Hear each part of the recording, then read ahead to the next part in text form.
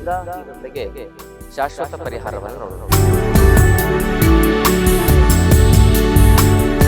ನಿದ್ರಾಹೀನತೆಯನ್ನು ನಾವು ಸರಿ ಮಾಡ್ಕೊಂಡು ಹೇಗೆ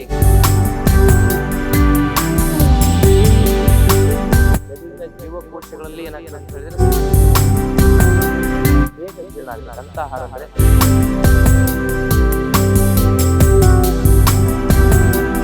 ರಾತ್ರಿ ಅಂಬ್ಲಿ ಕುಡಿದ್ರಂತೂ ಬಹಳ ಮುಖ್ಯವಾಗಿ ನಮ್ಮ ಹೊಟ್ಟೆ ಶುದ್ಧ ಆಗುತ್ತೆ, ಚೆನ್ನಾಗಿ ನಿದ್ದೆನೂ ಬರುತ್ತೆ.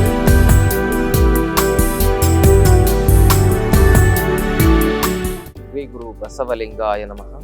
ಓಂ ನಮಃ ಶಿವಾಯ. ಸರ್ವರಿಗೂ ಭಕ್ತಿಯ ಶರಣು ಶರಣಾರ್ಥಿ. ನಾನು ನಿಮ್ಮ ಯೋಗ ಗುರು ವೈದ್ಯ ಶ್ರೀ ಚನ್ನಬಸವಣ್ಣ, ಶ್ರೀಗಂಗಾ ಯೋಗ ನಿಸರ್ಗ ಚಿಕಿತ್ಸಾ ಹಾಗೂ ಆಯುರ್ವೇದ ಸಂಶೋಧನಾ ಕೇಂದ್ರ, ಆರೋಗ್ಯ ಮಹಾಮನೆ, ಬೆಂಗಳೂರು, ಹುಬ್ಬಳ್ಳಿ, ಧಾರವಾಡ ಹತ್ತಿರ ಮೂರುಕಟ್ಟಿ. ತಮ್ಮೆಲ್ಲರಿಗೂ ನಮ್ಮ ಯೂಟ್ಯೂಬ್ ಚಾನಲ್ಗೆ ಭಕ್ತಿಯ ಸ್ವಾಗತ. ಆತ್ಮೀಯರ, ಇವತ್ತಿನ ಸಂಚಿಕೆಯಲ್ಲಿ ನಿದ್ರಾಹೀನತೆಗೆ ಶಾಶ್ವತ ಪರಿಹಾರವನ್ನು ನೋಡೋಣ. ನಿದ್ರಾಹೀನತೆಗೆ ಮೊದಲನೇದಾಗಿ ಕಾರಣಗಳನ್ನು ನೋಡೋದಾದರೆ, ಮಾನಸಿಕ ಒತ್ತಡಗಳು ನಿದ್ರಾಹೀನತೆಗೆ ಮುಖ್ಯ ಕಾರಣ, ಹಾಗೂ ಮಲಬದ್ಧತೆ, ಅಜೀರ್ಣದ ಸಮಸ್ಯೆ, ಹಾಗೂ ಕೆಟ್ಟ ಆಹಾರ ಪದ್ಧತಿ, ಫಾಸ್ಟ್ ಫುಡ್, ಜಂಕ್ ಫುಡ್ಗಳನ್ನು ತಿನ್ನೋದು, ಹಾಗೂ ನಿರಂತರವಾಗಿ ರಾಸಾಯನಿಕ ಔಷಧಿಗಳನ್ನು ತೆಗೆದುಕೊಳ್ಳೋದು. ಯಾವುದಕ್ಕೆ? BP, ಶುಗರು, ಥೈರಾಯ್ಡ್ ಇಂಥ ಕಾಯಿಲೆಗಳಿಗೆ ನಿರಂತರವಾಗಿ ಔಷಧಿ ತಿಂದು ಆ ಕೆಮಿಕಲ್ಗಳ ಸೈಡ್ ಎಫೆಕ್ಟ್ ಇಂದ ನಿದ್ರಾಹೀನತೆ ಸಮಸ್ಯೆ ಬರಬಹುದು. ಹಾಗೂ ನಿದ್ರಾಹೀನತೆ ಸಮಸ್ಯೆ ಬರಲಿಕ್ಕೆ ದುಶ್ಚಟಗಳು ಕೂಡ ಮುಖ್ಯವಾಗಿರ್ತಕ್ಕಂಥ ಕಾರಣ ಆಗ್ತದೆ. ಹೀಗೆ ಇಷ್ಟೆಲ್ಲ ಕಾರಣಗಳಿಂದ ಬರ್ತಕ್ಕಂಥ ನಿದ್ರಾಹೀನತೆನ ನಾವು ಸರಿ ಮಾಡ್ಕೊಳ್ಳೋದು ಹೇಗೆ? ಬಹಳ ಮುಖ್ಯವಾಗಿ ಹೊಟ್ಟೆ ಶುದ್ಧವಾಗಿ ಇಟ್ಕೊಳ್ಬೇಕು. ಯಾವಾಗ ಹೊಟ್ಟೆ ಶುದ್ಧವಾಗಿರ್ತದೆ ಆವಾಗ ನಮ್ಮಲ್ಲಿ ಮೈಂಡು ತುಂಬ ಕೂಲ್ ಆ್ಯಂಡ್ ಕಾಮ್ ಆಗಿರ್ತದೆ. ಮನಸ್ಸು ಯಾವಾಗ ಮನಸ್ಸು ಬಹಳ ತಣ್ಣಗೆ ಪ್ರಶಾಂತವಾಗಿರ್ತದೆ, ನಿದ್ದೆ ಚೆನ್ನಾಗಿ ಬಂದೇ ಬರ್ತದೆ. ಬಹಳ ಜನರಿಗೆ ಗೊತ್ತಿಲ್ಲ, ಗ್ಯಾಸ್ಟ್ರಿಕ್ಕು ಮತ್ತು ಅಸಿಡಿಟಿ, ಮಲಬದ್ಧತೆನೇ ನಿದ್ರಾಹೀನತೆಗೆ ಮುಖ್ಯ ಕಾರಣ ಅಂತೇಳಿ. ಯಾಕಂದರೆ ಯಾವಾಗ ಹೊಟ್ಟೆ ಒಳಗಡೆ ಸಂವೇದನೆಗಳು ಸರಿಯಾಗಿರೋದಿಲ್ವೋ ಅದು ನೇರವಾಗಿ ನಮ್ಮ ಮೆದುಳಿಗೆ ತೊಂದರೆ ಆಗ್ತದೆ. ಯಾಕಂದರೆ stomach is a second brain ಅಂತ ನಾವು ಹೇಳ್ಬೋದು.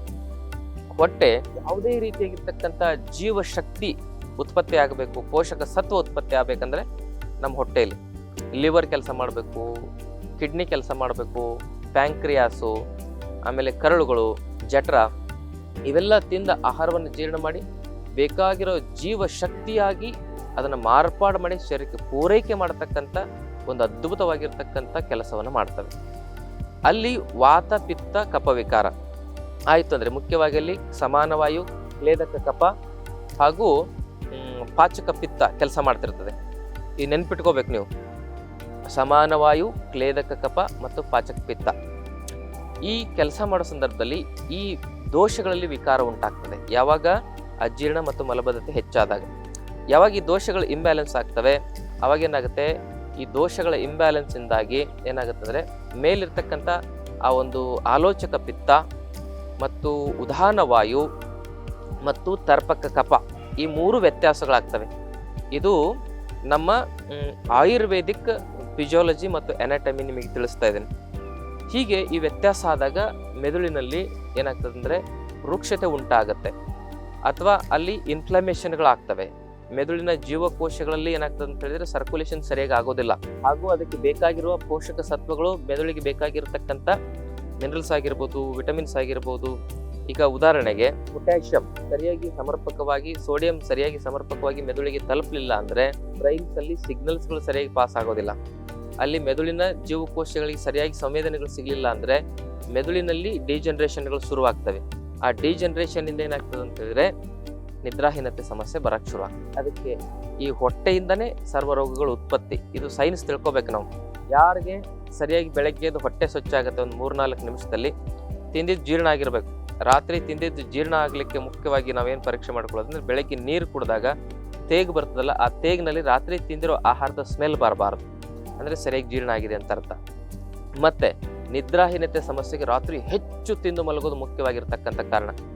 ಯಾಕಂದರೆ ರಾತ್ರಿ ನಮ್ಮ ಮೆದುಳಿಗೆ ರಿಲ್ಯಾಕ್ಸ್ ಮತ್ತು ರೆಸ್ಟ್ ಬೇಕಾಗ್ತದೆ. ನಾವು ಜಾಸ್ತಿ ತಿಂದಾಗ ಎಲ್ಲ ರಕ್ತನೂ ಕೂಡ ಹೊಟ್ಟೆಲಿರ್ತಕ್ಕಂಥ ಆಹಾರವನ್ನು ಜೀರ್ಣ ಮಾಡಲಿಕ್ಕೇ ಏನಾಗ್ತದೆ ಅಂತ ಹೇಳಿದ್ರೆ ಉಪಯೋಗ ಆಗುತ್ತೆ. ಮೆದುಳಿಗೆ ರಕ್ತ ಸಂಚಾರದ ಕೊರತೆ ಉಂಟಾಗಿ ನಿದ್ರಾಹೀನತೆ ಬರ್ತದೆ. ಅದಕ್ಕೆ ನಾವು ಸರಿಯಾಗಿ ತಿಳ್ಕೋಬೇಕು ಏನಂದರೆ ರಾತ್ರಿ ಬೇಗ ಆಹಾರ ತಿನ್ನಬೇಕು, 6 ಗಂಟೆ 7 ಗಂಟೆ ಒಳಗೆ. ಆಮೇಲೆ ಆಹಾರ ತಿಂದ ತಕ್ಷಣ ಮಲ್ಕೋಬಾರ್ದು, ಲಘು ಆಹಾರ ಇರಬೇಕು. ಲಘು ಅಂದ್ರೇನು? ಗಂಜಿ, ಕಿಚಡಿ, ಆಮೇಲೆ ಸ್ಟೀಮ್ ಮಾಡಿರ್ತಕ್ಕಂಥ ವೆಜಿಟೇಬಲ್ಗಳು, ಈ ಥರದ ಮೃದುವಾಗಿರುವ ಬೇಗ ಜೀರ್ಣವಾಗುವ ಆಹಾರ ತಿನ್ನಬೇಕು. ಅಂದಾಗ ಏನಾಗುತ್ತೆ ಅಂದರೆ ಹೊಟ್ಟೆಗೂ ರೆಸ್ಟ್ ಸಿಗ್ತದೆ, ಮೆದುಳಿಗೂ ರೆಸ್ಟ್ ಸಿಗ್ತದೆ. ಆಗ ರೆಸ್ಟ್ ಸಿಕ್ಕಾಗ ಏನಾಗುತ್ತೆ ಅಂದರೆ ನಮ್ಮ ಒಳಗಿರ್ತಕ್ಕಂಥ ಟಾಕ್ಸಿನ್ ಸಂಪೂರ್ಣ ಹೊರಗೆ ಬರ್ತದೆ. ನೋಡಿ, ರಾತ್ರಿ ಮಲಗಿದಾಗ ನಮ್ಮ ಈ ಚಯಾಪಚಯ ಕ್ರಿಯೆಗಳಿಂದ ಎಕ್ಸ್ಕ್ರಿಟರಿ ಆರ್ಗನ್ಸ್ ಅಂತ ಏನು ಕರಿತಾವಲ್ಲ, ಅದರಿಂದ ಏನಾಗುತ್ತೆ, ಹೊಲಸು ಹೊರಗೆ ಹೋಗುತ್ತೆ. ಕಣ್ಣಲ್ಲಿ ಪಿಚ್ ಬರ್ತದೆ, ಬಾಯಲ್ಲಿ ಜೊಲ್ ಬರ್ತದೆ, ಆಮೇಲೆ ಪೂರ್ತಿಯಾಗಿ ಏನಾಗಿರ್ತದೆ ಅಂತ ಹೇಳಿದ್ರೆ ಮಲಮೂತ್ರಗಳೆಲ್ಲ ಸಂಗ್ರಹಣೆಯಾಗಿ ಪೂರ್ತಿ ದೇಹದಿಂದ ಹೊರಗೆ ಹೋಗ್ಲಿಕ್ಕೆ ದೊಡ್ಡ ಕರಳಿನ ಮೂಲಕ ರೆಡಿಯಾಗಿರ್ತವೆ. ಎಲ್ಲ ರಾತ್ರಿ ಪೂರ್ತಿ ಪ್ಯೂರಿಫಿಕೇಶನ್ ಕೆಲಸ ಮಾಡ್ತದೆ. ನಾವು ಮನೆ ಒಂದ್ಸರಿ ಸ್ವಚ್ಛ ಮಾಡ್ಬೇಕಂದಾಗ ಆ ಸ್ವಚ್ಛ ಮಾಡಲಿಕ್ಕೆ ಸ್ವಲ್ಪ ಸಮಯ ಬೇಕಾಗ್ತದೆ. ಮಧ್ಯೆ ಮಧ್ಯೆ ಯಾರಾದರೂ ಗೆಸ್ಟ್ ಬಂದ್ರೆ ಏನಾಗ್ತದೆ, ಅವ್ರ ಹತ್ರ ಹೋಗೋದು ಮತ್ತೆ ಕ್ಲೀನ್ ಮಾಡೋದು, ಅವ್ರ ಹತ್ರ ಹೋಗೋದು ಮತ್ತೆ ಕ್ಲೀನ್ ಮಾಡೋದಾದಾಗ ಮನೆ ಸ್ವಚ್ಛ ಆಗೋದಿಲ್ಲ. ಅದೇ ರೀತಿಯಾಗಿ ರಾತ್ರಿ ನಾವು ಹೆಚ್ಚು ಆಹಾರ ತಿಂದರೆ ಅದೇನಾಗುತ್ತೆ ಅಂದರೆ ನಮ್ಮ ಆ ಒಂದು ಎನರ್ಜಿ ಬರೀ ಹೊಟ್ಟೆ ಕಡೆಗೇ ಇರ್ತದೆ, ಸ್ವಚ್ಛ ಮಾಡೋದ್ರ ಕಡೆಗೆ ಅದು ಉಪಯೋಗ ಆಗೋದಿಲ್ಲ. ಆ ಎನರ್ಜಿ ಏನಾಗಬೇಕು, ಇಡೀ ರಾತ್ರಿ ಸೆಲ್ಯುಲರ್ ಲೆವೆಲಲ್ಲಿ ಸ್ವಚ್ಛ ಆಗಬೇಕಂದ್ರೆ ರಾತ್ರಿ ಕಮ್ಮಿ ಆಹಾರ ತಿನ್ಬೇಕು. ಅದು ಸ್ವಚ್ಛ ಆಗ್ತಾ ಅದಕ್ಕೆ ರಿಲ್ಯಾಕ್ಸೇಷನ್ ನಾವು ಕೊಟ್ಟಾಗ ನಿದ್ರೆ ಚೆನ್ನಾಗಿ ಬರ್ತದೆ. ಅದಕ್ಕೆ ರಾತ್ರಿ ಬೇಗ ತಿನ್ನಬೇಕು. ಅಜೀರ್ಣ ಮತ್ತು ಮಲಬದ್ಧತೆ ಸಮಸ್ಯೆ, ಇದರಿಂದ ಈ ಒಂದು ನಿದ್ರಾಹೀನತೆ ಸಮಸ್ಯೆಗೆ ಮುಖ್ಯವಾಗಿರ್ತಕ್ಕಂಥ ಕಾರಣ ಅಂತ ಹೇಳ್ಬೋದು. ಇನ್ನು ಪೋಷಕ ಸತ್ವಗಳ ಕೊರತೆಯಿಂದನೂ ಕೂಡ ನಿದ್ರಾಹೀನತೆ ಸಮಸ್ಯೆ ಬರ್ತದೆ. ಪೋಷಕ ಸತ್ವಗಳ ಕೊರತೆ, ನಮ್ಮ ಮೆದುಳಿಗೆ ಬೇಕಾಗಿರ್ತಕ್ಕಂಥ ಪೋಷಕ ಸತ್ವಗಳು ಸರಿಯಾಗಿ ಸಿಗಲಿಲ್ಲ ಅಂದರೆ ನಮ್ಮಲ್ಲಿ ಏನಾಗುತ್ತೆ ಅಂತ ಹೇಳಿದ್ರೆ ಮೆದುಳು ತನ್ನ ಫಂಕ್ಷನ್ಸನ್ನು, ಮೆದುಳಿನಲ್ಲಿ ಮುಖ್ಯವಾಗಿ ಎಲ್ಲ ರೀತಿಯ ಫಂಕ್ಷನ್ಸ್ಗಳು ನಡೀತಾ ಇರ್ತವೆ. ನಮ್ಮ ಮೆದುಳಿಗೆ ಎಂಥ ಶಕ್ತಿ ಇರ್ತದೆ ಅಂತ ಹೇಳಿದ್ರೆ ನಮ್ಮ ಶರೀರದಲ್ಲಿ ಇರ್ತಕ್ಕಂಥ ಪ್ರತಿಯೊಂದು ಫಂಕ್ಷನ್ಸನ್ನು ಕಂಟ್ರೋಲ್ ಮಾಡ್ತಕ್ಕಂಥ ಶಕ್ತಿ ಇರ್ತದೆ. ಆವಾಗ ಫಂಕ್ಷನ್ಸ್ಗಳು ಇನ್ವ್ಯಾಲೆಂಟ್ರಿ ಫಂಕ್ಷನ್ಸ್ಗಳು ಇಂಬ್ಯಾಲೆನ್ಸ್ ಆದಾಗ ನಿದ್ರಾಹೀನತೆ ಸಮಸ್ಯೆ ಬರ್ತದೆ. ಇನ್ವ್ಯಾಲೆಂಟ್ರಿ ಫಂಕ್ಷನ್ಸು ಇಂಬ್ಯಾಲೆನ್ಸ್ ಆದಾಗ ಅದಕ್ಕೆ ಮೆದುಳಿಗೆ ಬೇಕಾಗಿರೋ ಸಂಪೂರ್ಣ ಪೋಷಕ ಸತ್ವ ನಮಗೆ ಸಿಗಬೇಕು ಅಂದರೆ ನಾವೇನು ಮಾಡಬೇಕು, ರಾತ್ರಿ ಸಂದರ್ಭದಲ್ಲಿ ಪೋಷಕ ಸತ್ವ ಭರಿತವಾಗಿರಬೇಕು, ಬೇಗ ಜೀರ್ಣ ಆಗ್ಬೇಕಂತ ಆಹಾರ ಅಂದರೆ ಅಂಬ್ಲಿ, ಕಿಚಡಿ, ಗಂಜಿ, ಹೆಚ್ಚಿನ ತರಕಾರಿಗಳು. ಇದರಿಂದ ಸಮರ್ಪಕವಾಗಿ ಬೇಕಾದಷ್ಟು ಪೋಷಕ ಸತ್ವನೂ ಸಿಗ್ತದೆ, ಬೇಗ ಜೀರ್ಣ ಆಗ್ತದೆ. ಅಂಥ ಆಹಾರವನ್ನು ಕಡಿಮೆ ತಿನ್ನಬೇಕು, ರಾತ್ರಿ ಜಾಸ್ತಿ ತಿನ್ನಂಗಿಲ್ಲ. ಇನ್ನಿದಾದ ಮೇಲೆ ನಿದ್ರಾಹೀನತೆ ಸಮಸ್ಯೆ ಕಾರಣಗಳನ್ನು ನೋಡಿದ್ವಿ. ಫಾಸ್ಟ್ ಫುಡ್, ಜಂಕ್ ಫುಡ್ ತಿಂದ್ರಂತರೂ ಟಾಕ್ಸಿಸಿಟಿ ಜಾಸ್ತಿಯಾಗಿ ಅಜೀರ್ಣ ಮಲಬದ್ಧತೆ ಹೆಚ್ಚಾಗುತ್ತೆ, ಅದರಿಂದ ನಿದ್ರಾಹೀನತೆ ಸಮಸ್ಯೆ ಬರ್ತದೆ. ಇವೆಲ್ಲ ಕಾರಣಗಳನ್ನು ನೋಡಿದ ಮೇಲೆ ಮತ್ತೆ ಮೆಡಿಸಿನ್ ತಿನ್ನೋದ್ರಿಂದ ಹೆಂಗೆ ಬರುತ್ತೆ ಅಂತ ಹೇಳಿದ್ರೆ ಅದು ಕೂಡ ಬ್ಲಡ್ ಟಾಕ್ಸಿಸಿಟಿನ ಜಾಸ್ತಿ ಮಾಡುತ್ತೆ. Medications, chemical medications. ಈಗ ಕಾರಣಗಳ ನಂತರ ಪರಿಹಾರ ನೋಡೋಣ. ಇವೆಲ್ಲ ಕಾರಣಗಳನ್ನ ಸರಿ ಮಾಡ್ಕೋಬೇಕು. ಹೊಟ್ಟೆ ಕ್ಲೀನ್ ಮಾಡ್ಕೊಳ್ಳಿಕ್ಕೆ ಹರಳೆಣ್ಣೆ ಕುಡಿಬೋದು, ತ್ರಿಫಲಾ ಚೂರ್ಣ ಸೇವನೆ ಮಾಡಬಹುದು, ಇಸಾಬ್ಗೋಲ್ ಸೇವನೆ ಮಾಡಬಹುದು. ಹೀಗೆ ಹರಳೆಣ್ಣೆ ಆದರೆ 3 ರಿಂದ 4 ಚಮಚ ರಾತ್ರಿ ಸೇವನೆ ಮಾಡಿ ಮಲ್ಕೋಬಹುದು 1 ಗ್ಲಾಸ್ ಬಿಸಿನೀರಿನಲ್ಲಿ. ಅದೇ 1 ಗ್ಲಾಸ್ ಬಿಸಿನೀರಲ್ಲಿ 1 ಚಮಚ ತ್ರಿಫಲಾ ಚೂರ್ಣ ಅಥವಾ ಇಸಾಬ್ಗೋಲು ಈ ಥರದ ಪದಾರ್ಥಗಳನ್ನು ಸೇವನೆ ಮಾಡೋದ್ರಿಂದ ಬೆಳಗ್ಗೆ ಹೊಟ್ಟೆ ಬೇಗ ಕ್ಲೀನ್ ಆಗುತ್ತೆ. ಬೆಳಗ್ಗೆ ಹೊಟ್ಟೆ ಬೇಗ ಕ್ಲೀನ್ ಆದರೆ ಬೆಳಗ್ಗೆ ಆಹಾರ ತಿಂದು ಸರಿಯಾಗಿ ಜೀರ್ಣ ಆಗುತ್ತೆ ಸಾಯಂಕಾಲದವರೆಗೂ. ಬೆಳಗಿನ ಆಹಾರ ಸಾಯಂಕಾಲದವರೆಗೆ ಜೀರ್ಣ ಆದರೆ ಸಂಜೆ ಲಘು ಆಹಾರ ತಿಂದರೆ ರಾತ್ರಿ ಹೊಟ್ಟೆಗೆ ಚೆನ್ನಾಗಿ ವಿಶ್ರಾಂತಿ ಸಿಗುತ್ತೆ. ಹೊಟ್ಟೆಗೆ ವಿಶ್ರಾಂತಿ ಸಿಕ್ಕರೆ ಮೆದುಳಿಗೆ ವಿಶ್ರಾಂತಿ ಸಿಗ್ತದೆ. ಮೆದುಳು ವಿಶ್ರಾಂತಿ ಸಿಕ್ಕರೆ ನಿದ್ದೆ ಚೆನ್ನಾಗಿ ಬರ್ತದೆ. ಅದಕ್ಕೆ ಬೆಳಗ್ಗೆ ನಮ್ಮ ಹೊಟ್ಟೆ ಎಷ್ಟು ಸ್ವಚ್ಛ ಆಗತ್ತೆ ಅನ್ನೋದರ ಮೇಲೆ ರಾತ್ರಿ ನಮಗೆ ನಿದ್ದೆ ಎಷ್ಟು ಚೆನ್ನಾಗಿ ಬರುತ್ತೆ ಅನ್ನೋದನ್ನು ನಾವು ನಿರ್ಧಾರ ಮಾಡಬಹುದು. ಹಾಗಾಗಿ ಬೆಳಗ್ಗೆ ನಾವು ಹೊಟ್ಟೆ ಸ್ವಚ್ಛ ಆಗಲಿಕ್ಕೆ ಈ ರೀತಿ ಆಹಾರ ಸೇವನೆ ಮಾಡಬೇಕು. ಮತ್ತು ರಾತ್ರಿ ಜೀರಿಗೆ ಕಷಾಯ ಕುಡಿದು ಮಲ್ಕೋಬೋದು. ಆಮೇಲೆ ಮತ್ತೇನು ಅಂತ ಹೇಳಿದ್ರೆ ಆಯುರ್ವೇದದಲ್ಲಿ ಈ ಏನಂತ ಕರೀತಾರೆ ಅಂತ ಹೇಳಿದ್ರೆ ಸೋನಾಮುಖಿ ಅಂತ ಕರೀತಾರೆ. ಆ ಸೋನಾಮುಖಿ ಚೂರ್ಣ 1/4 ಚಮಚದಷ್ಟು, ಅದರಲ್ಲಿ 1 ಅರ್ಧ ಚಮಚ ಸೈಂಧವ ಲವಣ ಹಾಕಿ ತೆಗೆದುಕೊಳ್ಳಬಹುದು. ಈ ರೀತಿಯಾಗಿ ಹೊಟ್ಟೆ ಶುದ್ಧೀಕರಣಕ್ಕಾಗಿ ನಾವು ಸರಿಯಾಗಿ ಕ್ರಮಗಳನ್ನ, ರಾತ್ರಿ ಅಂಬ್ಲಿ ಕುಡಿದ್ರಂತೂ ಬಹಳ ಮುಖ್ಯವಾಗಿ ನಮ್ಮ ಹೊಟ್ಟೆ ಶುದ್ಧ ಆಗುತ್ತೆ, ಚೆನ್ನಾಗಿ ನಿದ್ದೆನೂ ಬರ್ತದೆ. ಅಂಬ್ಲಿ ಮಾಡೋದು ಹೆಂಗೆ ಅಂದ್ರೆ ಇವತ್ತು ರಾತ್ರಿ 1-2 ಚಮಚದಷ್ಟು ಯಾವುದೋ ಒಂದು ಹಿಟ್ಟು, ರಾಗಿ ಹಿಟ್ಟು, ಜೋಳದ ಹಿಟ್ಟು, ಸಿರಿಧಾನ್ಯಗಳ ಹಿಟ್ಟು 1-2 ಲೋಟ ನೀರಿನಲ್ಲಿ ಅದನ್ನು ನೆನೆಸಬೇಕು. ನಾಳೆ ಬೆಳಗ್ಗೆ ಅದನ್ನು ಕುದಿಸ್ಬೇಕು. ಕುದಿಸಿ ಎದ್ರಲ್ಲಿ ಕುದಿಸ್ಬೇಕಂದ್ರೆ ಮಣ್ಣಿನ ಮಡಿಕೆಯಲ್ಲೇ ಕುದಿಸ್ಬೇಕು. ಕುದಿಸಿದ ಮೇಲೆ ಅದರ ಮೇಲೊಂದು ಬಿಳಿ ಬಟ್ಟೆ ಕಟ್ಟಿ ಇಡಬೇಕು. ಬೆಳಿಗ್ಗೆ ಕುದಿಸಿಟ್ಟಾಗ ಬಿಳಿ ಬಟ್ಟೆ ಕಟ್ಟಿಟ್ಟಾಗ ಅದನ್ನ ಮತ್ತೆ ಸಂಜೆ ರಾತ್ರಿ ಏನು ಮಲಗೋ ಟೈಮಲ್ಲಿ ಹೇಳ್ತಾನಲ್ಲ 6 ಗಂಟೆ 7 ಗಂಟೆ ಅವಾಗ ಒಂದು ಅಂಬ್ಲಿ ಕುಡಿಬೇಕಂದ್ರೆ ನಾವು ಇವತ್ತು ರಾತ್ರಿ ಅಂಬ್ಲಿ ಕುಡಿಬೇಕಂದ್ರೆ ನಿನ್ನೆ ರಾತ್ರಿನೇ ನೆನೆಸಿಟ್ಟಿರ್ಬೇಕು ಹಿಟ್ಟನ್ನು. ಇವತ್ತು ಬೆಳಗ್ಗೆ ಕುದಿಸಿ ಇವತ್ತು ರಾತ್ರಿ ಅದನ್ನ ಕುಡಿಲಿಕ್ಕೆ ಬರ್ತದೆ. ಈ ರೀತಿ ಅಂಬ್ಲಿ ಕುಡಿದಾಗ ಅದರಲ್ಲಿ ಅದ್ಭುತವಾಗಿರ್ತಕ್ಕಂಥ ಜೀವಸತ್ವಗಳು, ನಮ್ಮ ಶರೀರಕ್ಕೆ ಬೇಕಾಗಿರ್ತಕ್ಕಂಥ ಒಳ್ಳೆ ಬ್ಯಾಕ್ಟೀರಿಯಾಗಳು ಉತ್ಪತ್ತಿಯಾಗಿರ್ತವೆ. ಅದರಿಂದ ಕರಳು ಶಾಂತವಾಗುತ್ತೆ, ಇಡೀ ಡೈಜೆಸ್ಟಿವ್ ಸಿಸ್ಟಮ್ ಶಾಂತವಾಗುತ್ತೆ. ಅಂಬಲಿಯಷ್ಟು ಸಮಾಧಾನ ಶಾಂತಿಯನ್ನು ಕೊಡುವ ಮತ್ತೊಂದು ಆಹಾರ ಇಲ್ಲ ಅಂತ ಹೇಳ್ಬೋದು. ಅದಕ್ಕೆ ರಾತ್ರಿ ಈ ರೀತಿ ಅಂಬಲಿಯನ್ನು ಮಾಡ್ಕೊಂಡು ಸೇವನೆ ಮಾಡಬಹುದು. ಇದು ಅಂಬಲಿನೂ ಕೂಡ ಅದ್ಭುತವಾಗಿ ನಿದ್ರಾಹೀನತೆ ಸಮಸ್ಯೆಗೆ ಪರಿಹಾರ ಒದಗಿಸ್ತದೆ. ಅದರಲ್ಲಿ ಹಾಲು ಹಾಕೊಂಡು ಕುಡಿಬೋದು. ತುಂಬ ಉಷ್ಣ ಶರೀರ ಇರೋರು ಸ್ವಲ್ಪ ಮಜ್ಜಿಗೆ ಹಾಕೊಂಡು ಸೇವನೆ ಮಾಡಬಹುದು. ಈ ರೀತಿ ಅಂಬಲಿ ಪರಮ ಶೋಧನ ಅಂತ ನಾವು ಹೇಳಬಹುದು. ದೇಹವನ್ನು ಪರಿಪೂರ್ಣವಾಗಿ ಶುದ್ಧೀಕರಣ ಮಾಡುತ್ತದೆ ಅಂಬಲಿ. ನಿದ್ರಾಹೀನತೆ ಸಮಸ್ಯೆ ಗುಣ ಆಗ್ಬೇಕಂದ್ರೆ ರಾತ್ರಿ ಮಲಗಬೇಕಾದ್ರೆ ಸ್ನಾನ ಮಾಡಬೇಕು. ಸ್ನಾನ ಮಾಡಿದಾಗ ಎಲ್ಲ ರಿಫ್ರೆಶ್ ಆಗುತ್ತೆ, ಭೂತ ಶುದ್ಧಿ ಆಗುತ್ತೆ. ಸ್ನಾನ ಬರೀ ಚರ್ಮ ಅಷ್ಟೇ ತೊಳೆಯೋದಿಲ್ಲ, ಸ್ನಾನ ಮಾಡಿದಾಗ ನಮ್ಮ ಮನಸ್ಸು ಶಾಂತವಾಗುತ್ತೆ, ಭೂತ ಶುದ್ಧಿ ಆಗುತ್ತೆ, ಸರ್ಕ್ಯುಲೇಷನ್ ಚೆನ್ನಾಗಿ ಇಂಪ್ರೂವ್ಮೆಂಟ್ ಆಗುತ್ತೆ. ಅವಾಗ ನಿದ್ರೆ ಚೆನ್ನಾಗಿ ಬರ್ತದೆ. ಅದಕ್ಕೆ ಮಲ್ಕೊಳ್ಳೋಕ್ಕಿಂತ ಮೊದಲು ಸ್ನಾನ ಮಾಡಿ ಆಮೇಲೆ ಏನಪ್ಪ ಅಂದರೆ ಮೂಗಿಗೆ ಒಂದು 4 ಹನಿ ತುಪ್ಪ ಹಾಕಿ, ಹೊಕ್ಕಳಿಗೆ ತುಪ್ಪ ಹಾಕಿ, ಆಮೇಲೆ ಅಂಗೈಗೆ ಚೆನ್ನಾಗಿ ತುಪ್ಪದಿಂದ ಮಸಾಜ್ ಮಾಡಿ, ನೆತ್ತಿಗೆ ಒಂದು ಸ್ವಲ್ಪ ಕೊಬ್ಬರಿ ಎಣ್ಣೆ ಹಾಕಿ ಮಲ್ಕೊಂಡ್ರೆ ಚೆನ್ನಾಗಿ ನಿದ್ದೆ ಬರ್ತದೆ. ಅದಾದಮೇಲೆ ಒಂದು 2 ಚಮಚ ಸೋಂಪು ಕಾಳನ್ನು 200 ml ನೀರಿನಲ್ಲಿ ಕುದಿಸಿ, ಅದನ್ನು ಕುದ್ದು 20 ml ಮೇಲೆ ಅದನ್ನು ಶೋಧಿಸಿ ಅದನ್ನು ಒಂದು ಗ್ಲಾಸ್ ಹಾಲಲ್ಲಿ ಹಾಕಿ ಕುಡಿಯೋದು. ಅಥವಾ ಗಸಗಸೆ ಪಾಯಸ ಕುಡಿದು ಮಲ್ಕೊಳ್ಳೋದ್ರಿಂದ ನಿದ್ದೆ ಚೆನ್ನಾಗಿ ಬರ್ತದೆ. ಅಥವಾ ಬ್ರಾಹ್ಮಿ ಒಂದೆಲಗ ಅಂತ ಹೇಳ್ತಾರಲ್ಲ, ಅದರ ಎಲೆಯನ್ನು, ಒಂದೆಲಗ ಬೇರೆ ಬ್ರಾಹ್ಮಿ ಬೇರೆ, ಒಂದೆಲಗ ಮಂಡೂಕ ಪರ್ಣಿ, ಅದರ ಒಂದು 8 ಎಲೆ ತಿನ್ನೋದ್ರಿಂದ ನಿದ್ದೆ ಬರ್ತದೆ. ಮತ್ತು ರಾತ್ರಿ ಮಲಗೋ ಸಂದರ್ಭದಲ್ಲಿ ಅಟ್ಲೀಸ್ಟ್ 1 ತಾಸು ನಾವು ಬೆಳಕಿನಲ್ಲಿ ಎಕ್ಸ್ಪೋಸ್ ಆಗಬಾರ್ದು. ಮೊಬೈಲ್ ನೋಡಬಾರ್ದು, ಟಿವಿ ನೋಡಬಾರ್ದು, ಲೈಟಲ್ಲಿ ಇರಬಾರ್ದು, ಕತ್ತಲೆ ಕೋಣೆಯಲ್ಲಿ ಕುತ್ಕೋಬೇಕು. ಅಂದಾಗ ಅದ್ಭುತವಾಗಿ ನಿದ್ದೆ ಬರ್ತದೆ. ಆಗಲಿ ಮಳೆ ಜೋರಾಗ್ತದೆ, ಆಗಲಿ ಎಷ್ಟು ಜಾಸ್ತಿ ಜೋರಾದ್ಮೇಲೆ ನಿಲ್ಲಿಸ್ತೇನೆ. ಏನಂತ ಹೇಳಿದ್ರೆ, ಈ ಮಳೆಯಲ್ಲಿ ಎಷ್ಟು ಸಂತೋಷ ಇದೆ ನೋಡ್ರಿ. ಮಳೆಯಲ್ಲಿ ನೆನೆದು ನಾವು ಅಂದರೆ ಈ ಪ್ರಕೃತಿಯನ್ನು ಆನಂದಿಸ್ಬೇಕು. ನಾವು ಏನಂತ ಹೇಳಿದ್ರೆ ಪ್ರಕೃತಿಯನ್ನು ಆನಂದಿಸೋದೇ ಇಲ್ಲ. ಮೊಬೈಲು, ಟಿವಿ ಇದರಲ್ಲೆಲ್ಲ ಬಿದ್ದು ನಮ್ಮ ಆರೋಗ್ಯ ಹಾಳು ಮಾಡ್ಕೊಳ್ತದೆ. ಅದಕ್ಕೆ ಮಳೆಗೆ, ಚಳಿಗೆ, ಬಿಸಿಲಿಗೆ ಶರೀರ ತಡಿಬೇಕು. ನಾವು ತಕ್ಷಣಕ್ಕೆ AC ಹಾಕೊಂಡ್ಬಿಡ್ತೇವೆ. ಆ ACಲಿ ಯಾರು ಇರ್ತಾರಲ್ಲ ಅವರಷ್ಟು ಜೀವನ ಹೇಸಿಗೆ ಆಗೋದು ಮತ್ತೆ ಬೇರೆ ಯಾರ್ದು ಇಲ್ಲ. AC most danger. ನಮ್ಮ ಈ ಉಸಿರಾಟ ವ್ಯವಸ್ಥೆನೇ ಹಾಳು ಮಾಡುತ್ತೆ. ಯಾರಿಗೆ ದೀರ್ಘವಾಗಿ ಉಸಿರಾಟ ಇರ್ತದೆ ಅವ್ರಿಗೆ ನಿದ್ರಾಹೀನತೆ ಸಮಸ್ಯೆ ಬರಲ್ಲ. 18 ಬಾರಿ ಒಬ್ಬ ಮನುಷ್ಯ 1 ನಿಮಿಷಕ್ಕೆ ಉಸಿರಾಡಿದ್ರೆ 100 ವರ್ಷ ಬದುಕ್ತಾನೆ.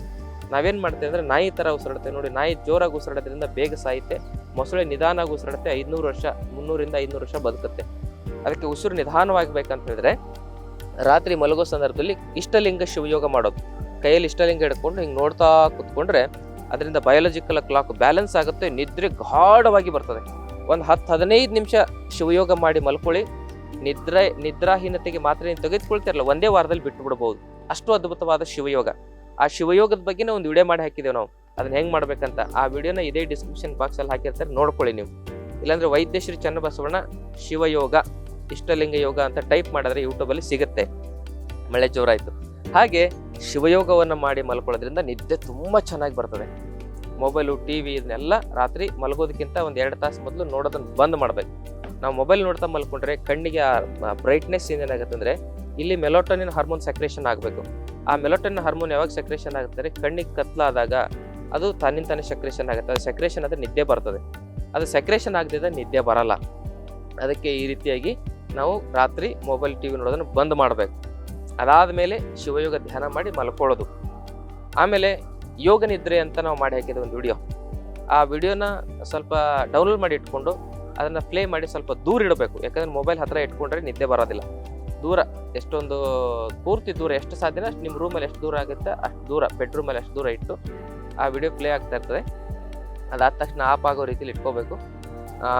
ಅದನ್ನು ಹಾಕ್ಕೊಂಡು ನೀವು ಡೈಲಿ ಯೋಗ ನಿದ್ರೆ ಮಾಡ್ತಾ ಮಲ್ಕೊಳ್ಳೋದ್ರಿಂದ ಇನ್ನೂ ಗಾಢವಾಗಿ ನಿದ್ದೆ ಬರ್ತದೆ. ಅಥವಾ ಬೆಳಗ್ಗೆ ಎದ್ದ ತಕ್ಷಣ ಆ ಯೋಗ ನಿದ್ರೆ ಹಾಕ್ಕೊಂಡು 1 ತಾಸು ಅದನ್ನು ಪ್ರಾಕ್ಟೀಸ್ ಮಾಡಿ ಆಮೇಲೆ ಎದ್ದರೆ, ಬಹುಶಃ ನೀವು 5 ಗಂಟೆಗೆ ಹೇಳ್ತೀರಿ ಅಂದರೆ 4 ಗಂಟೆಗೆ ಅಲಾರಾಮ್ ಇಟ್ಟು 4ರಿಂದ 5 ಗಂಟೆ ಒಳಗೆ ಯೋಗ ನಿದ್ರೆ ಮಾಡಿ 5 ಗಂಟೆಗೆ ಎದ್ದು ಫ್ರೆಶ್ ಅಪ್ ಆಗಿ ಬೇರೆ ಯೋಗ ಪ್ರಾಣಾಯಾಮ ಮಾಡೋದ್ರಿಂದ, ಯೋಗ ಪ್ರಾಣಾಯಾಮ ಮಾಡಿದ್ರಂತೂ ನಿದ್ರಾಹೀನತೆಗೆ ಶಾಶ್ವತ ಪರಿಹಾರ. ಕಪಾಲಭಾತಿ, ಅನುಲೋಮ ವಿಲೋಮ, ಆಮೇಲೆ ಭ್ರಾಮರಿ,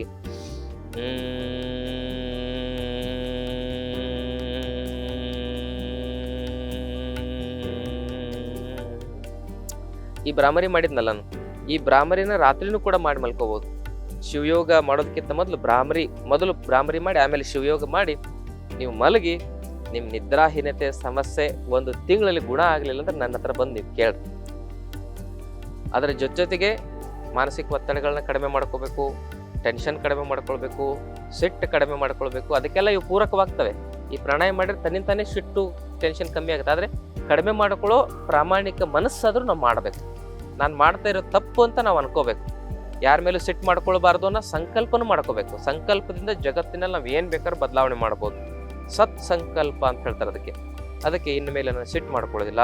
ಸಿಟ್ಟು ಬಂದಾಗ ಗುರುಗಳು ಹೇಳಿದಾರಲ್ಲ ಅದು ನೆನಪು ಮಾಡಿಕೊಂಡು ನಾನು ಸಿಟ್ಟು ಕಡಿಮೆ ಮಾಡ್ಕೋತೀನಿ ಅಂತ ಹೇಳಿ ನೀವು ಅದನ್ನು ಸ್ಮರಣೆ ಮಾಡ್ಕೊಳ್ತಾ ಇರಬೇಕು. ಸಿಟ್ಟು ಬಂದಾಗೆಲ್ಲ ನೀವು ನನ್ನ ನೆನೆಸ್ಕೊಳ್ಬೇಕು, ಗುರುಗಳು ಹೇಳಿದಾರಪ್ಪ ಸಿಟ್ಟು ಮಾಡ್ಕೋಬಾರ್ದು ಅಂತ ಹೇಳಿ. ಯಾಕಂದರೆ ಸಿಟ್ಟು ಮಾಡ್ಕೊಂಡ್ರೆ ನಮ್ಮ ಮೆದುಳಿರ್ತಕ್ಕಂಥ ಹೈಪೋಥಾಲಮಸ್ ಅಲ್ಲಿ ಭಾಗ ಏನಾಗುತ್ತೆ, ಕಂಪ್ಲೀಟಾಗಿ ಅದು ವಿಕಾರಕ್ಕೊಳಗಾಗುತ್ತೆ, ಅದು ಹಾಳಾಗುತ್ತೆ. ಅದರಿಂದ ಏನಾಗುತ್ತೆ ಅಂತ ಹೇಳಿದ್ರೆ ನಮಗೆ ಸರಿಯಾಗಿ ನಿದ್ದೆ ಬರೋದಿಲ್ಲ, ಮೆಲೋಟೋನಿನ್ ಸೆಕ್ರೇಷನ್ ಸರಿಯಾಗಿ ಆಗೋದಿಲ್ಲ. ಮೆದುಳಿನಲ್ಲಿ ಹಿಪ್ಪೋಕ್ಯಾಂಪಸ್ ಮೇಜರ್ ಅಂತ ಒಂದು ಅಂಗ ಇರ್ತದೆ, ಅಲ್ಲೆಲ್ಲ ಸ್ವೆಲ್ಲಿಂಗ್ ಬರೋಕ್ಕೆ ಶುರು ಆಗ್ತದೆ. ಅವಾಗ ಮನಸ್ಸು ಇನ್ನೂ ದ್ವಂದ್ವಕ್ಕೊಳಗಾಗ್ತದೆ, ಸಿಟ್ಟು ಪದೇ ಪದೇ ಬರೋಕ್ಕೆ ಶುರುವಾಗ್ತದೆ. ಸಣ್ಣ ಪುಟ್ಟ ವಿಚಾರಕ್ಕೂ ಸಿಟ್ಟು ಬಂದು ಅದೇ ಎಂಸೈಟಿ ಆಗುತ್ತೆ. ಎಂಸೈಟಿ ಹೆಚ್ಚಾಗಿ ಮತ್ತೆ ಡಿಪ್ರೆಷನ್ ಆಗಿ ಮನುಷ್ಯ ಏನಾಗ್ತಾನೆ, ಸೂಸೈಡ್ ಮಾಡ್ಕೊಂಡು ಸಾಯ್ತಾನೆ ಕೆಲವು ಸಂದರ್ಭದಲ್ಲಿ. ಅದಕ್ಕೆ ಸಿಟ್ಟು ಭಯಾನಕವಾಗಿರ್ತಕ್ಕಂಥ ವಿಷ ಅದು. ಆ ಸಿಟ್ಟಿನಿಂದ ದೂರ ಇರೋಣ. ಅದಕ್ಕಾಗಿ ನಾವು ಯೋಗ ಮಾಡೋಣ, ಸತ್ವಭರಿತವಾಗಿರ್ತಕ್ಕಂಥ ಆಹಾರ ತಿನ್ನೋಣ, ಮನಸ್ಸನ್ನು ಕೆರಳಿಸ್ತಕ್ಕಂಥ ಫಾಸ್ಟ್ ಫುಡ್ಡು, ಜಂಕ್ ಫುಡ್ಡು, ಈ ಕೋಲ್ಡ್ ಡ್ರಿಂಕ್ಸು, ವಿಷ ಪದಾರ್ಥಗಳನ್ನು ಬಿಟ್ಟು ಬಿಡೋಣ. ಯಾಕಂದರೆ ವಿಷ ತಿಂದರೆ ಮನಸ್ಸು ಕೂಡ ವಿಷ ಆಗುತ್ತೆ. ಅದಕ್ಕೆ ಆಗಿರ್ತಕ್ಕಂಥ ಆಹಾರ ತಿನ್ನೋಣ. ಆಹಾರ ಸೇವನೆ ಮಾಡೋ ಸಂದರ್ಭದಲ್ಲಿ ದೇವ್ರು ನೆನೆಸ್ಕೊಂಡು ಅಗದು ಚೆನ್ನಾಗಿ ತಿನ್ನಬೇಕು. ಮೌನದಲ್ಲುಂಬುದು ಆಚಾರವಲ್ಲ, ಲಿಂಗಾರ್ಪಿತ ಮಾಡಿದ ಬಳಿಕ ತುತ್ತಿಗೊಮ್ಮೆ ಶಿವ ಶರಣ ಎನ್ನುತ್ತಿರಬೇಕು. ಕೂಡಲ ಸಂಗಮ ದೇವರ ನೆನೆಯುತ್ತಾ ಉಂಡಡೆ ಕರ್ಣ ವೃತ್ತಿಗಳು ಒಡಗುವು ಅಂತ ಹೇಳ್ತಾರೆ. ಹಾಗೆ ತುತ್ತಿಗೊಂದ್ಸಲಿ ಓಂ ನಮಃ ಶಿವಾಯ ಓಂ ನಮಃ ಶಿವಾಯ ಅಂತ ಆಹಾರ ಸೇವನೆ ಮಾಡೋದ್ರಿಂದ ನಮ್ಮ ಮನಸ್ಸಿನ ಎಲ್ಲ ವಿಕಾರಗಳು ದೂರ ಆಗ್ತವೆ. ಇದು ನಿದ್ರಾಹೀನತೆ ಸಮಸ್ಯೆಗೆ ಶಾಶ್ವತ ಪರಿಹಾರ ಅಂತ ಹೇಳ್ಬೋದು. ಇದನ್ನು ಮಾಡಿ ನೋಡಿ, ನಿದ್ರಾಹೀನತೆ ಸಮಸ್ಯೆ ಪರಿಹಾರ ಆಗುತ್ತೆ. ನೋಡಿ, ಮಳೆ ಜೋರಾಗಿ ಬರ್ತಾ ಇತ್ತು, ಮತ್ತೆ ಸ್ವಲ್ಪ ಕಮ್ಮಿ ಆಯಿತು. ಏನೋ ಇಷ್ಟೊಂದು ಇಂಟ್ರೆಸ್ಟ್ ಕೊಟ್ಟು ನಾ ಹೇಳ್ತಾ ಇದ್ನಲ್ಲ, ಈ ಇಂಟ್ರೆಸ್ಟ್ಗೆ ತಾನು ಇಂಟ್ರೆಸ್ಟ್ ತೋರಿಸಿ ಕಡಿಮೆ ಆಯ್ತೇನೋ ಗೊತ್ತಿಲ್ಲ. ಯಾಕಂದರೆ ಯೋಗ ಮಾಡ್ತಾ ಪ್ರಕೃತಿನೂ ಕೂಡ ನಮ್ಮ ಮಾತು ಕೇಳುತ್ತಂತೆ. ಅಂತಹ ಯೋಗಗಳು ಕೂಡ ನಮ್ಮಲ್ಲಿ ಸಿದ್ಧಿ ಆಗ್ತವೆ ಯೋಗ ಅಭ್ಯಾಸ ಮಾಡ್ತಾ. ನಾವೇನೇ ಗಳಿಕೆ ಮಾಡ್ತೇವಲ್ಲ, ದುಡ್ಡು, ಆಸ್ತಿ, ಸಂಪತ್ತು, ಅದಿಲ್ಲೇ ಇರ್ತದೆ. ನಾವು ತೊಗೊಂಡು ಹೋಗಲ್ಲ ಅದನ್ನು. ನಮಗೂ ಜೊತೆಗೆ ಶಾಶ್ವತವಾಗಿರ್ತಕ್ಕಂಥ ಒಂದು ಸುಖ, ನೆಮ್ಮದಿ, ಆನಂದ ಅಂದರೆ ಯೋಗ ಸಾಧನೆ ಮಾಡಿದ್ರೆ ಅದು ನಮ್ಮ ಒಳಗೆ ಸಂತೋಷವನ್ನು ನೀಡುತ್ತದೆ. ಒಳಗಿನ ಆನಂದವನ್ನು, ಸಂತೋಷವನ್ನು ಹೆಚ್ಚಿಸ್ತಕ್ಕಂಥ ಒಂದು ಶಕ್ತಿ ಯೋಗಕ್ಕೆ ಮಾತ್ರ ಇದೆ. ಅದಕ್ಕೆ ಯೋಗ ಮಾಡ್ಬೇಕು. ಅದು ನಿಜವಾದ ಆಸ್ತಿ ನಮ್ಮದು. ಪ್ರತಿದಿನ ಒಂದು ತಾಸು, ಅದಕ್ಕೆ ಒಂದೂವರೆ ತಾಸು ಫಿಕ್ಸ್ ಕೊಡಬೇಕು ಯೋಗಕ್ಕೆ. ಅಂದರೆ ಮಾತ್ರ ಸಂತೋಷ, ನೆಮ್ಮದಿ, ಆನಂದ, ಜೀವನ ಸಾರ್ಥಕತೆ ಇರ್ತದೆ. ಇಲ್ಲಾಂದ್ರೆ ಆಗೋದಿಲ್ಲ. ಸುಮ್ಮನೆ ಹೇಳಿದ್ರೆ ಆಗಲ್ಲ. ಯೋಗ ಅಂದ್ರೆ ಹೇಳೋದಲ್ಲ, ಅನುಭವಿಸೋದು, ನಾವು ಆನಂದಿಸೋದು. ನಾವು ಆನಂದ ಅನುಭವವನ್ನು ಅನುಭವಿಸಿದಾಗ ಬೇರೆಯವರು ನಮ್ಮ ಜೊತೆಗಿದ್ದವರು ಅದನ್ನ ನೋಡಿನೇ ಕಲ್ತು ಬಿಡ್ತಾರೆ. ಹೇಳಿದ್ರೆ ಭಾಳ ಜನ ಕಲಿಯಲ್ಲ. Consciously we teach what we know, unconsciously we teach what we are. ಅದಕ್ಕೆ ಯೋಗ ಅಂದರೆ ಅಭ್ಯಾಸ, ಅನುಸಂಧಾನ. ಇದನ್ನು ಮಾಡಿ ಆಮೇಲೆ ಆದ್ಮೇಲೆ ನಿದ್ರಾಹೀನತೆಗೆ ಮಾತ್ರೆ ತೆಗೆದುಕೊಳ್ಳೋದು ಮೋಸ್ಟ್ ಡೇಂಜರ್. ಅದನ್ನೇನಾದ್ರು ಮಾತ್ರೆ ತೆಗೆದುಕೊಂಡವ್ರಿಗೆ ನೋಡಿರ್ಬೇಕಾದ್ರೆ ನೀವು ಒಬೆಸಿಟಿ ಬರುತ್ತೆ, ಅದರಿಂದ BP ಶುಗರ್ ಹೆಚ್ಚಾಗುತ್ತೆ, ಅದರಿಂದ ಹಾರ್ಟಿಗೆ ತೊಂದರೆ ಆಗುತ್ತೆ, ಬ್ರೈನ್ ಹೆಮ್ರೇಜ್ ಆಗುತ್ತೆ. ಮೋಸ್ಟ್ ಡೇಂಜರ್ ನಿದ್ರೆ ಮಾತ್ರೆಗಳು. ಅದಕ್ಕಾಗಿ ಇದು ಇಷ್ಟೆಲ್ಲ ನಮಗೆ ತಾಳ್ಮೆ ಇಲ್ಲ ಸದ್ಯಕ್ಕೆ. ಅದಕ್ಕೆ ತುಂಬ ಸಮಸ್ಯೆ ಜಾಸ್ತಿ ಆಗಿದೆ ಅಂದವರು ನಮ್ಮಲ್ಲಿ ಶಿರೋಧಾರ ಚಿಕಿತ್ಸೆ ಅಂತ ಮಾಡ್ತೇವೆ. ಪಂಚಕರ್ಮ ಚಿಕಿತ್ಸೆ, ಶಿರೋಧಾರ ಚಿಕಿತ್ಸೆಗಳನ್ನ ತೆಗೆದುಕೊಳ್ಳೋದ್ರಿಂದ ನಿದ್ರಾಹೀನತೆಯ ಸಮಸ್ಯೆಗೆ ತಾವು ಪರಿಹಾರ ಕಂಡುಕೊಳ್ಬೋದು. ತುಂಬ ಜಾಸ್ತಿ ಸಮಸ್ಯೆ ಇದ್ದಾಗ ಒಂದು ಬಾರಿ ತಾವು ಆಶ್ರಮಕ್ಕೆ ಸಂಪರ್ಕ ಮಾಡಬಹುದು ಅಂತಕ್ಕಂಥ ಮಾತನ್ನು ಹೇಳ್ತಾ, ಮಾಹಿತಿ ಇಷ್ಟವಾದಲ್ಲಿ ತಮ್ಮ ಬಂಧು ಮಿತ್ರರೊಂದಿಗೆ ಶೇರ್ ಮಾಡ್ಕೊಳ್ಳಿ. ಜೊತೆಗೆ ತಾವಿನ್ನೂ ನಮ್ಮ ಚಾನಲ್ ಸಬ್ಸ್ಕ್ರೈಬ್ ಮಾಡ್ಕೊಂಡಿಲ್ಲ ಅಂದರೆ ದಯವಿಟ್ಟು ಸಬ್ಸ್ಕ್ರೈಬ್ ಮಾಡ್ಕೊಳ್ಳಿ. ನಮ್ಮ ಆಶ್ರಮದಲ್ಲಿ 5 ದಿನದ ಆರೋಗ್ಯ ಶಿಬಿರ ನಡೀತಾ ಇದೆ. ಅಲ್ಲಿ ತಾವು ಭಾಗವಹಿಸೋದ್ರ ಮೂಲಕ 100 ವರ್ಷ ಆರೋಗ್ಯ ನೆಮ್ಮದಿಯಿಂದ ಬದುಕಬಹುದು. ನಾವೇ ನೇರವಾಗಿ ನಿಮಗೆ ಯೋಗ ಧ್ಯಾನವನ್ನು ಹೇಳ್ಕೊಡ್ತೇವೆ. ತಮ್ಮೆಲ್ಲರಿಗೂ ಶರಣು ಶರಣಾರ್ಥಿ.